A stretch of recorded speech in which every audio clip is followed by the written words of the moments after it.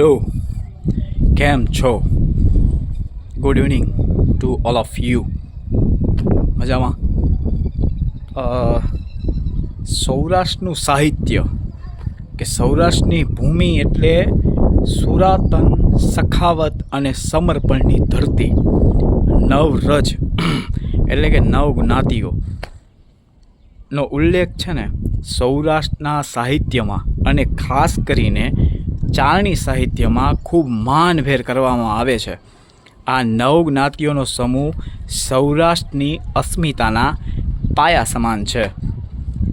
આ નવ જ્ઞાતિઓની એકતા અને તેમના શૌર્યને બિરદાવતો દુહો જે ચારણી ભાષામાં છે નવ પરજનો દુહો છે કે કાઠી આહિર રજપૂત ચારણ સોનીને મેર વાઘેર મહિયા રાજગોર નવ પરજની લેર.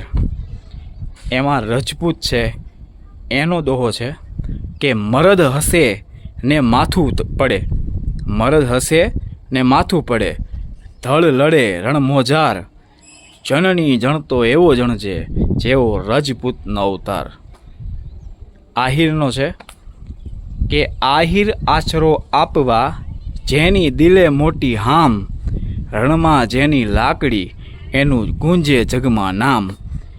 ચારણ માટેનો દુહો છે કે ચારણ માટેનો દુહો શું કહે છે એ કહું કે સરસ્વતી જેની જીભ પર વરુડી જેની સહાય, સરસ્વતી જેની જીભ પર વરુડી જેની સહાય, ચારણ બોલે વેણજે એ કદી ન ખાલી જાય.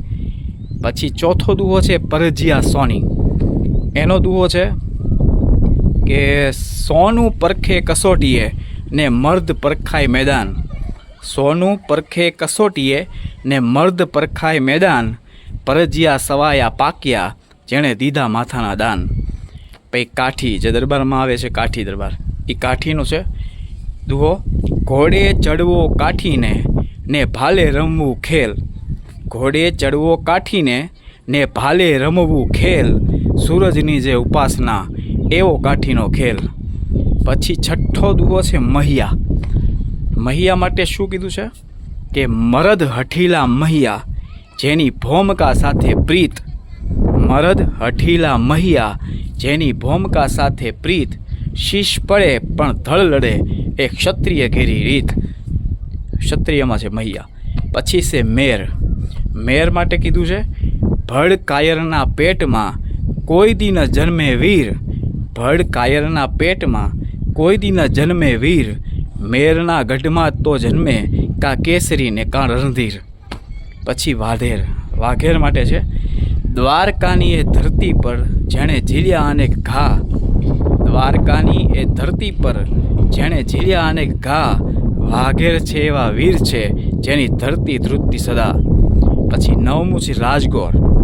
રાજગોર શું કહે છે એનો દુહો કે ધર્મની ધજા જે ઝાલે, સંસ્કૃતિ જેની જ્યોત, રાજગોરના આંગણ કદી ના હોય ઉદ્યોત. આ નવ પરજના દુહા કહેવાય. ચારણ સાહિત્યમાં બહુ જ એનો ઉલ્લેખ છે. અને થેન્ક યુ જે મારો વિડીયો જોવે છે એને કહું છું કે આપણું સૌરાષ્ટ્રનું સાહિત્ય જે છે ને એ જો જીવતું રાખ્યું હોય ને તો ચારણ લોકોએ છે.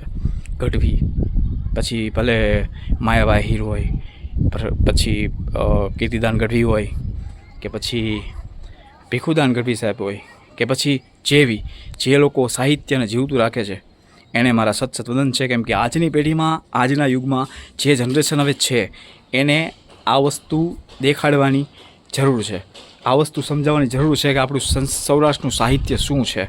કેમ કે આ લોકોને હવે ખબર જ નહીં હોય. ઢીંચાકમાંથી ઊંચા નહીં આવે, મોબાઈલમાંથી ઊંચા નહીં આવે. આ લોકોને સમજાવવું પડે કે સૌરાષ્ટ્રનું સાહિત્ય શું છે, કે ભાઈ બારવટિયા કોને કહેવાય, કે પછી ભાઈ અબ્દુલ્લા કાક કોણ હતું, કે પછી મુછાળી માં કોને કહેવાય.